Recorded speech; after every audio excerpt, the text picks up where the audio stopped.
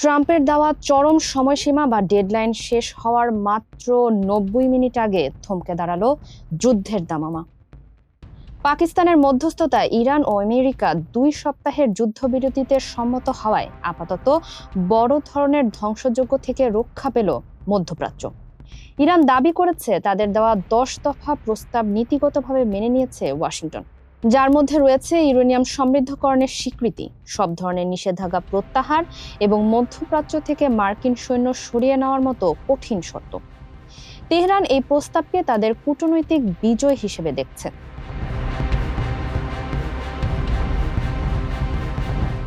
তবে ওয়াশিংটনের সুর কিছুটা ভিন্ন।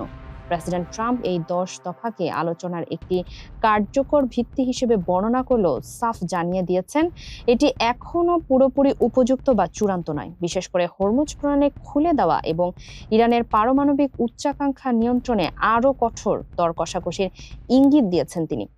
আপাতত হামলা স্থগিত থাকলেও ট্রাম্পের হুঁশিয়ারি এই ১৪ দিনের মধ্যে সম্মানজনক সমাধান না এলে অপারেশন এপিক ফিউরির পরবর্তী ধাপ হবে আরও ভয়ঙ্কর।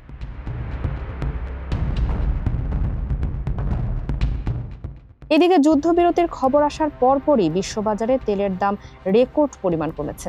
আগামী শুক্রবার পাকিস্তানের ইসলামাবাদে শুরু হতে যাওয়া উচ্চ পর্যায়ের বৈঠকে নির্ধারিত হবে এই শান্তি প্রক্রিয়া টেকসই হবে নাকি মধ্যপ্রাচ্য আবারও আগুনের গোলকায় পরিণত হবে।